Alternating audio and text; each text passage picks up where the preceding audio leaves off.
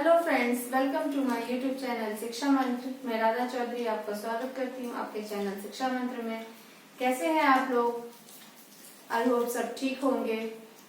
आज का जो हमारा टॉपिक है वो है डिफरेंस बिटवीन पियाजे एंड वाइगोत्स्की। संज्ञानात्मक और कॉग्निटिव डेवलपमेंट पे इन दोनों ने बात की है, लेकिन इन दोनों की जो सोच है वो एक दूसरे से कुछ मामलों में विपरीत है। तो उसी के बारे में आज हम बात करेंगे कि पियाजे साहब क्या कहते हैं और वाइगोत्स्की जी क्या कहते हैं। जैसे कि हम जानते हैं कि पियाजे जी को कॉग्निटिव डेवलपमेंट का फादर कहा जाता है, जनक माना जाता है, और वाइगोत्स्की जी को सोशल कल्चर थ्योरी का जनक कहा जाता है। ये इनके बारे में बात करते हैं कि बच्चा जो है वो सोशल समाज से इंटरेक्ट करके सीखेगा, वह समाज से भाषा के माध्यम से सीखेगा। तो इनको सोशल कल्चर थ्योरी के जनक कहा जाता है। पियाजे जी जो है वो नेचर अनुवांशिक के बारे में बात करते हैं। जो बच्चा पे प्रभाव पड़ेगा वो उसके अनुवांशिक और जीन का प्रभाव पड़ेगा। जबकि हमारे वाइगोत्स्की जी हैं वो कहते हैं कि जो बच्चे के ऊपर प्रभाव पड़ेगा वो नर्चर यानी कि पोषण का और वातावरण का पड़ेगा, कि उसका वातावरण कैसा है, उसकी परवरिश कैसी हुई है, उसका पोषण कैसा है, उसका प्रभाव बच्चे के विकास पर पड़ेगा। तो ये दो हमारे डिफरेंस हुए। उसके बाद पियाजे जी जो हैं वो फोकस करते हैं अधिगम की जगह बालक अपने ज्ञान का निर्माण स्वयं करेगा, संज्ञानात्मक तरीके से सीखेगा। तो पियाजे जी का जो फोकस रहता है वो अधिगम की जगह बालक के संज्ञानात्मक विकास पर बल देते हैं।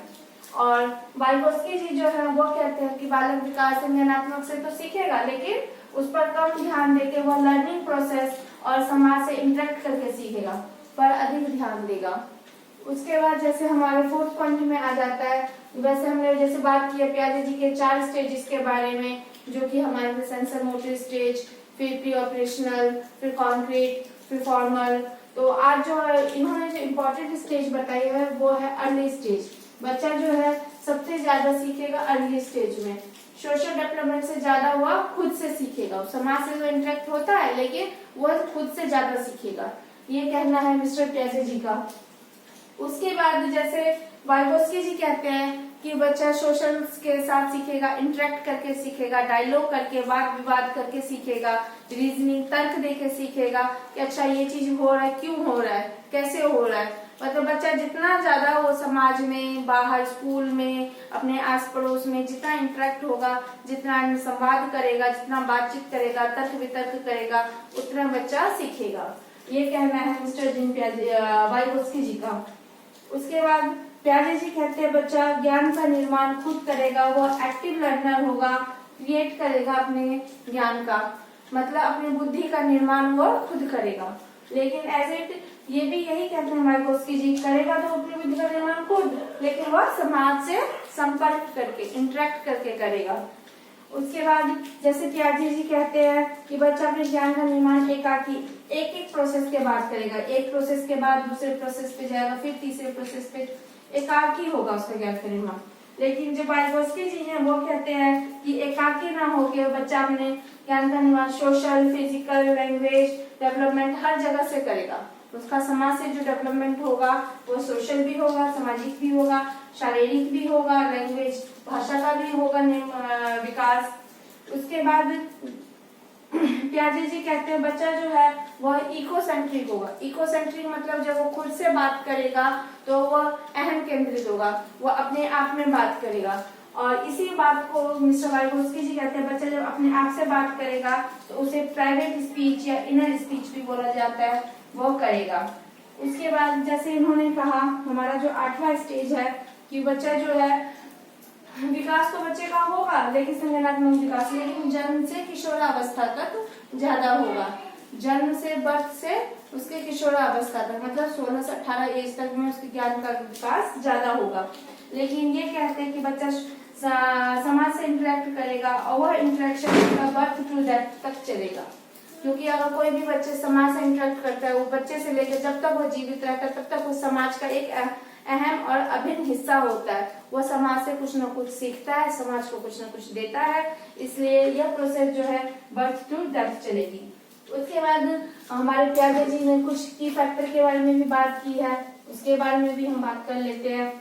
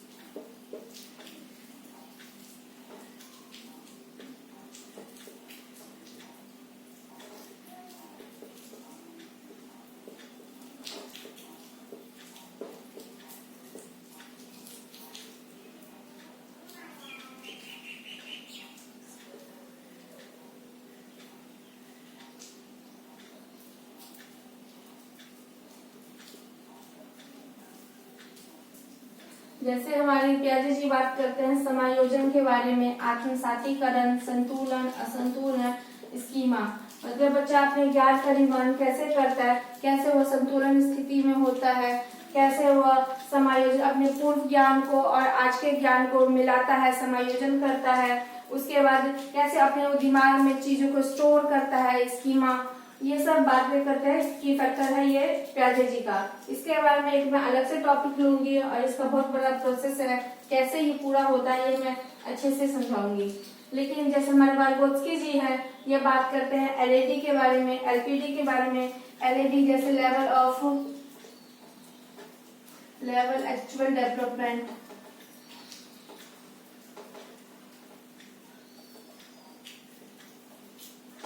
LPD level potential development, JPD zone potential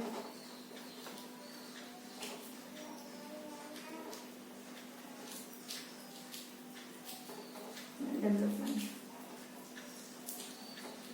जैसे बच्चा का जो है वो वास्तविक विकास का दर, फिर वो जहां तक वो पहुंच सकता है, संभाव्य विकास का दर, और उसके बाद जोन पोटेंशियल मतलब समीपस्थ विकास का दर। जहां तक मान लीजिए बच्चा ये है, ये एलएडी वाला इस तरह उसने पा लिया है। उसके बाद ये है उस बच्चे का एलपीडी, जहां पर बच्चा पहुंच सकता है। लेकिन यहाँ से यहाँ तक पहुंचने के लिए जो उसको सहारे की जरूरत पड़ती है उसे बोलते हैं जेपीडी। जिस इंसान ने उसको सहारा दिया उसको बोला जाता है एमओ, मतलब मोर नॉलेजेबल पर्सन। और जो जिस क्षेत्र में दिया उसको कहा जाता है जेपीडी, जेपीडी। ये कुछ की फैक्टर है स्कैफोल्डिंग। जैसे मान लीजिए यहाँ एक स्टूडेंट है और यहाँ पे उसको पहुंचना है, यहाँ पे उसको टीचर ने सहारा दिया, मतलब उसको आगे पहुंचने के लिए पुश किया। तो यहाँ पे जो सहारा दिया इसे पाड़ या ढांचा कहा जाता है, जिसे हम इंग्लिश में स्कैफोल्डिंग कहते हैं। इस टॉपिक से जरूर आपके पेपर में 1-2 क्वेश्चन देखने को मिलता है, तो ये टॉपिक भी बहुत इम्पोर्टेंट है। जैसे मैंने आपको बताया कि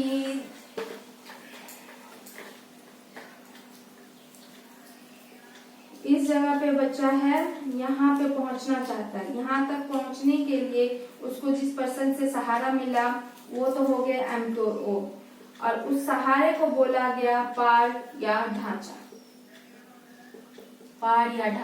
या स्कैफोल्डिंग। यहाँ तक पहुंचने के लिए, तो ये कुछ की फैक्टर है जिसके बारे में बात करते हैं वाइगोत्स्की जी, और ये कुछ की फैक्टर जिसके बारे में बात करते हैं प्याजे जी, समायोजन, आत्मसातीकरण, संतुलन, असंतुलन, स्कीमा।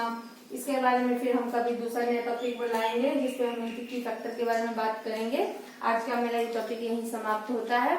आगे मैं आपको जाने से पहले बोलना चाहूंगी, अगर मेरा चैनल आपको पसंद आया हो, मेरी बातें आपको समझ में आ रही हो, तो मेरी चैनल को लाइक एंड सब्सक्राइब कीजिए, ज्यादा से ज्यादा शेयर कीजिए। घर पर रहिए, स्वस्थ रहिए, अपनों के साथ रहिए। जय हिंद, जय भारत, थैंक यू।